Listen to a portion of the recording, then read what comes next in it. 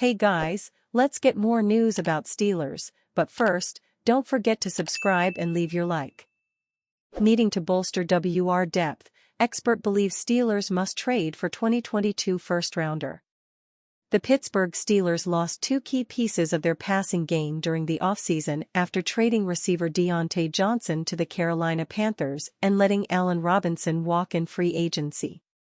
While the team signed veterans Van Jefferson, Marquez Callaway, and Quez Watkins and selected Roman Wilson in the third round of the 2024 draft, there's still a glaring hole in Pittsburgh's WR core. Which is why ESPN's Bill Barnwell believes they should trade for Tennessee Titans wideout Treylon Burks, a former first-round pick who's presumably looking for a change of scenery after the team added Calvin Ridley and Tyler Boyd in the offseason. After trading away Deontay Johnson this offseason, the Steelers have an opening on the outside, Barnwell wrote. They used a third-round pick on Roman Wilson, who might profile best as a slot receiver earlier in his career, while former Rams wideout Van Jefferson hasn't been productive in much better offenses as a pro. If the Titans are willing to eat $6 million of what's left on Burks' deal, I could see the logic in Pittsburgh sending a 2026 sixth-round pick to Tennessee to give him a fresh start. While Barnwell's trade premise makes perfect sense, he's shortchanging both Burks and the Titans in his proposal. Pittsburgh has a little over $18 million in cap space, so there would be no need for the Titans to eat any of Burks' salary, and a sixth-round pick 2 years from now is an awfully low return for a player 2 years removed from being drafted 18th overall. If anything, the Steelers are the more desperate team to pull off the trade after losing nearly 27% of their total receptions, 30% of their receiving yards and 38% of their touchdown receptions from a season ago with the departures of Johnson and Robinson. Although Burks has had an uneven performance during his first 2 seasons, he's also dealt with asthma and battled several injuries, and he's had to deal with the instability in Tennessee that came with catching passes from 4 different quarterbacks under 2 different offensive coordinators. The 24-year-old showed promise during his rookie season in which he had 33 receptions on 54 targets, 444 yards, and a touchdown, but injuries limited him to 11 games last season and the Titans' questionable strength and conditioning program likely didn't help. Although Burks' time with the Titans didn't overlap with Arthur Smith, if there's anyone who can maximize his talent, it's the Steelers' offensive coordinator. As the Titans' OC, Smith coached A.J. Brown to back-to-back 1,000-yard seasons and 19 total touchdowns during his first 2 years in the league. Burks has been compared to Brown since his draft year, and the two play a similar style of game. Falcons' former HC set to take on his old team in Week 1. The Atlanta Falcons have been one of the most intriguing teams to follow this offseason.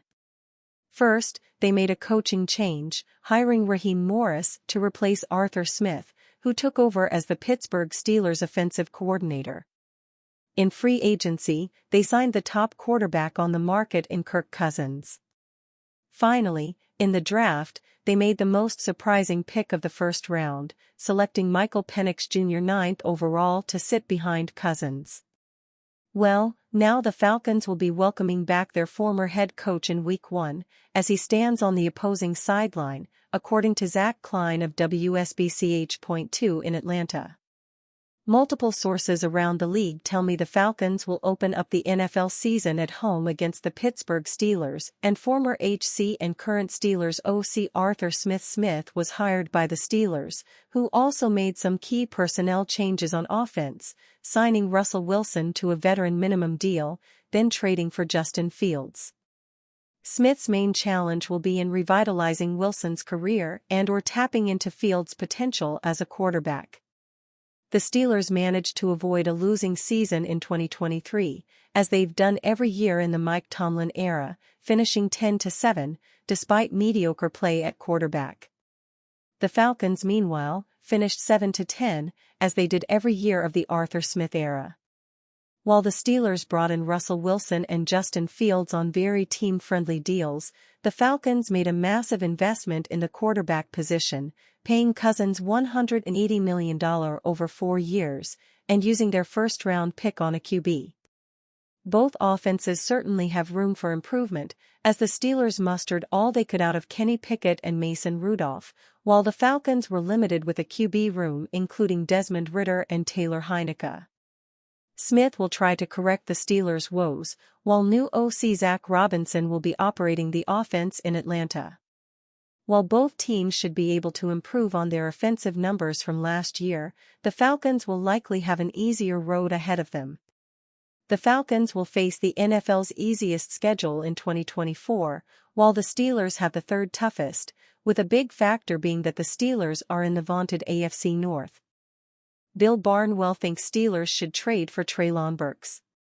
The Pittsburgh Steelers love pedigree and happen to have a need at wide receiver, and with the Tennessee Titans seemingly moving past former first-round pick Treylon Burks, ESPN's Bill Barnwell thinks the Steelers should swoop in. In an article naming 10 moves that should happen throughout the rest of the offseason, Barnwell has the Steelers trading for Burks. One team that has been comfortable taking shots on talented receivers in the past? The Steelers, who usually mitigate that risk by drafting those wideouts in the middle rounds while trusting they can get the most out of them on the field, Barnwell writes. Pittsburgh didn't seem to pursue Burks in 2022, when it was focused on Kenny Pickett in the draft, but had Burks been available in the second or third round, that might have been a different story. Barnwell notes that Burks is due over $8 million this season and that the Titans will need to eat money or attach a draft pick with Burks to be able to move him. Obviously, that's a lot of money for a marginally productive wide receiver. Burks has just 49 receptions for 665 yards and a touchdown since entering the league, and in 2023, he had just 16 receptions for 221 yards, of which 70 of those yards came on just one catch. Last season was supposed to be a breakout season for Burks, with the Titans also adding DeAndre Hopkins in free agency, but it just didn't happen. If you're a fool who gave up a first-round pick for him in your Dynasty Fantasy Football League betting on the breakout, like me, you're hoping for a change of scenery after the Titans also added Calvin Ridley and Tyler Boyd via free agency this offseason. That leaves opportunities for Burks slim this season, although Titans head coach Brian Callahan hinted that the team wants to keep Burks. It just seems hard to believe, given where he's going to be on the depth chart, that the Titans wouldn't consider moving Burks for future draft capital, even if it's not much. Barnwell's proposal is Burks to Pittsburgh for a 2026 sixth-round draft pick, with Tennessee eating $6 million of the money Burks is due in 2024. For the Steelers, that's something I think could be palatable to them, getting a player who clearly had first-round talent who just hasn't lived up to his billing for next to nothing.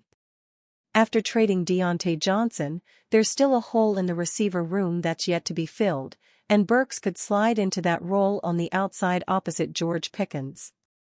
The Steelers might look into adding a bigger name at wide receiver, like Courtland Sutton, but if they can't work something out, Burks is an interesting flyer.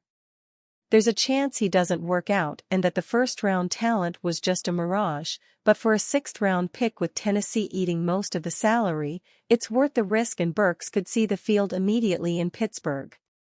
And you, fan? What do you think of the situation of Treylon Burks? Leave your opinion in the comments.